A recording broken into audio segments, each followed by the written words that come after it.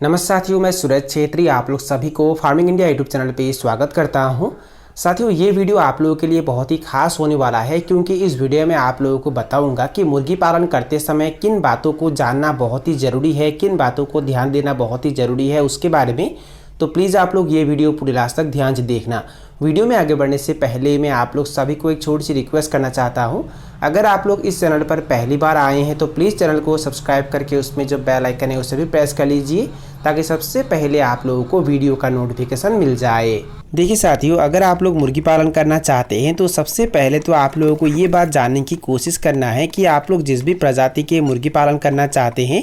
उसके चूजे आप लोगों के आसपास मिलते हैं या नहीं, या आप लोगों के आसपास कोई हैचरी है कि नहीं। क्योंकि मैंने आप लोगों को पहले भी बहुत बार बताया है कि अगर आप लोग मुर्गी पालन करना चाहते हैं तो आप लोगों को हमेशा एक दिन के चूजे से ही शुरू करना चाहिए। अगर आप लोगों का कोई एक्सपीरियंस नहीं है या आप लोगों ने कभी भी मुर्गी पालन नहीं किया है तो पहले अवस्था में आप लोग 50 या 100 चूजों से शुरू कर सकते हैं, पर संभव हो सके तो आप लोगों को एक दिन के चूजों से ही शुरू करना है। अगर आप लोग बड़े मुर्गियों से शुरू करते हैं तो दिक्कत ये होता है कि बड़े मुर्गियों को सभी वैक्सीन किया गया है नहीं, इसके बारे में आप लोगों को पता नहीं होता है। अगर आप लोग एक दिन के चूजों से शुरू करते हैं तो उनको वैक्सीन आप लोग खुद करेंगे तो आप लोगों को इसके बारे में पता होता है, पर बड़े मुर्गियों से अगर आप लोग शुरू करते हैं तो उन मुर्गियों को सभी वैक्सीन किया गया है नहीं, इसके बारे में आप लोगों को पता नहीं होता है। और अगर उन मुर्गियों को वैक्सीन नहीं किया होता है तो मुर्गियों को बहुत ही भयंकर बीमार आक्रमण करता है, जैसे कि रानीखेत और IBD,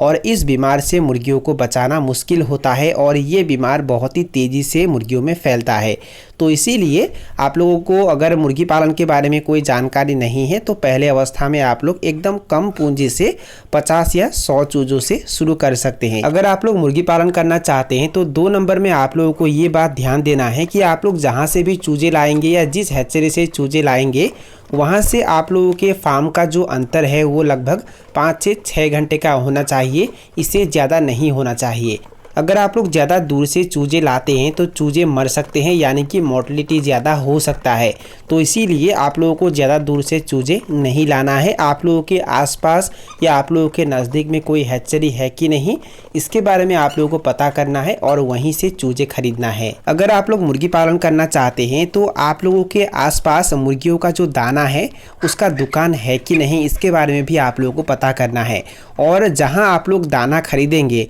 उस दुकान में संतुलित आहार यानी कि अच्छे क्वालिटी का दाना मिलता है कि नहीं, इसके बारे में भी आप लोगों को पता करना है। अगर मुर्गियों को आप लोग अच्छे क्वालिटी के दाना नहीं खिलाएंगे तो मुर्गियों का वज़न अच्छे से नहीं बढ़ेगा, जिसके वजह से फीड का जो कॉस्ट है वो ज़्यादा हो जाएगा, यानी कि दाना का जो खर्चा है वो ज़्यादा हो जाएगा, पर मुर्गियों का वज़न उस हिसाब से ना आने के कारण आप लोगों का नुकसान होगा। तो इसीलिए मुर्गी पालन शुरू करने से पहले आप लोगों को ये भी जानने की कोशिश करना है कि आप लोगों के नज़दीक में मुर्गियों का आहार मिलता है कि नहीं, और आप लोगों के नज़दीक में अगर मुर्गियों के दाना का दुकान होता है यानी कि मुर्गियों के आहार का दुकान होता है तो वहाँ अच्छे क्वालिटी के दाना मिलता है कि नहीं, इसके बारे में भी आप लोगों को पता करना है। साथियों, अगर आप लोग दाना ज़्यादा दूर से लाते हैं तो ट्रांसपोर्टेशन का जो खर्चा है यानी कि यातायात का जो खर्चा है वो ज़्यादा हो जाएगा, जिसके वजह से आप लोगों का जो मुनाफा है वो कम हो जाएगा। खर्चा जितना ज़्यादा होगा आप लोगों का मुनाफा भी उतना ही कम होगा।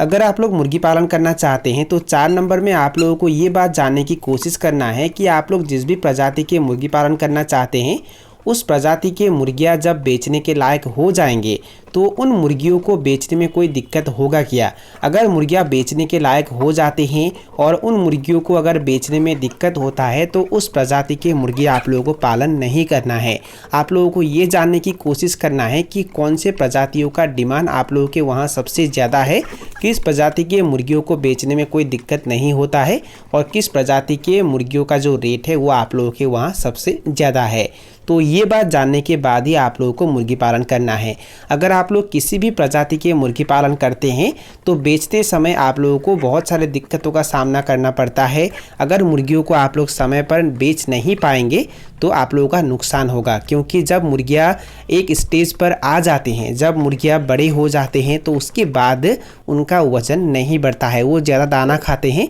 पर उस हिसाब से उनका वज़न नहीं बढ़ता है और फीड का जो खर्चा है वो भी ज़्यादा हो जाता है, जिसकी वजह से आप लोगों का नुकसान हो जाता है। अगर आप लोग मुर्गी पालन करना चाहते हैं तो चूजे फार्म में डालने से पहले ही आप लोगों को ऐसा प्रबंध करना है ताकि ब्रूडिंग करते समय, मतलब चूजों को ब्रूडिंग करते समय बिजली नहीं जाए। अगर आप लोगों के वहाँ लगातार बिजली आती जाती रहती है तो आप लोगों को इन्वर्टर का व्यवस्था भी करना है ताकि चूजों को ब्रूडिंग करते समय कोई भी दिक्कत ना हो। देखिए साथियों, पहले अवस्था में अगर आप लोग चूजों को सही तापमान पर ब्रूडिंग करते हैं तो बाद में मोर्टेलिटी ज़्यादा नहीं होता है और चूजों का ग्रोथ भी अच्छा होता है। पर अगर आप लोगों के वहाँ बिजली लगातार आती जाती रहती है तो ऐसे अवस्था में चूजों को ब्रूडिंग करना बहुत ज़्यादा मुश्किल हो जाएगा और उसके वजह से आप लोगों को बहुत ज़्यादा नुकसान का सामना करना पड़ेगा। तो इसीलिए इस बात का भी आप लोगों को ध्यान देना है। अगर आप लोग मुर्गी पालन करना चाहते हैं तो 6 नंबर में चूजों को ब्रूडिंग करने का जो घर है उसे अलग निर्माण करना है।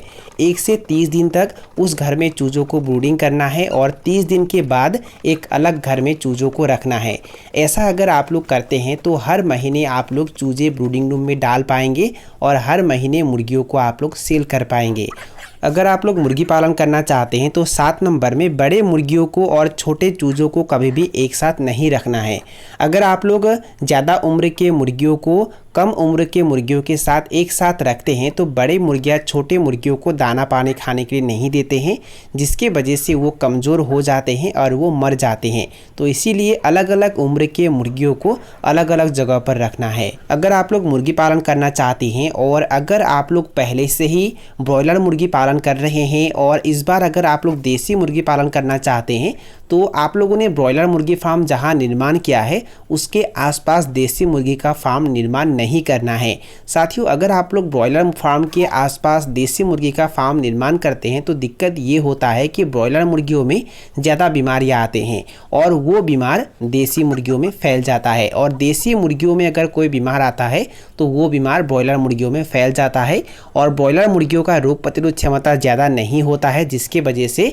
बहुत ज़्यादा मोर्टेलिटी हो जाता है, यानी कि बहुत ज़्यादा ब्रॉयलर मर जाते हैं। तो इसीलिए अगर आप लोग पहले से ब्रॉयलर मुर्गी पालन कर रहे हैं तो उसके आसपास देसी मुर्गी का जो फार्म है उसका निर्माण नहीं करना है, उससे थोड़ा दूर निर्माण करना है। अगर आप लोग मुर्गी पालन करना चाहते हैं तो 9 नंबर में आप लोगों को ये बात जानने की कोशिश करना है कि आप लोग अंडे उत्पादन के लिए मुर्गी पालन करेंगे या मांस उत्पादन के लिए मुर्गी पालन करेंगे। क्योंकि साथियों, अंडे उत्पादन के लिए पाले गए मुर्गियों को अलग तरीके से पाला जाता है, अलग दाना खिलाकर पाला जाता है और मांस उत्पादन के लिए पाले गए मुर्गियों को अलग तरीके से पाला जाता है और अलग दाना खिलाकर पाला जाता है। तो इसीलिए आप लोगों को ये बात पहले ही जानने की कोशिश करना है। अगर आप लोग मुर्गी पालन करना चाहते हैं और अगर आप लोगों के पास पैसा ज़्यादा नहीं होता है, सिर्फ 100 मुर्गियों को बेचने के लायक बनाने तक जितना खर्चा होता है उतना ही पैसा अगर आप लोगों के पास है तो इस अवस्था में आप लोगों को 100 मुर्गियों को नहीं पालना है, सिर्फ 50 मुर्गियों को ही पालना है। अगर आप लोगों के पास 100 मुर्गियों को बेचने के लायक बनाने तक जितना खर्चा होता है उतना ही पैसा होता है और इस अवस्था में अगर आप लोग 100 मुर्गियों का ही पालन करते हैं